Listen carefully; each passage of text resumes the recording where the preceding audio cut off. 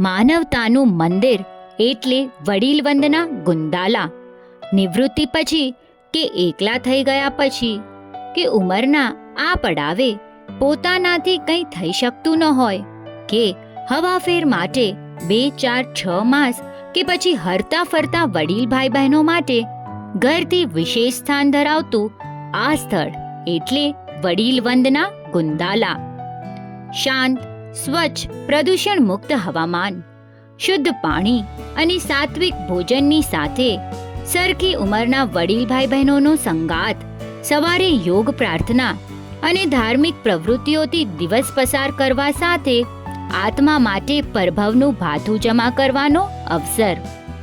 લવાજમમાં concession સમાજના ઉદાર દિલદાતા પરિવારોને આભારી છે.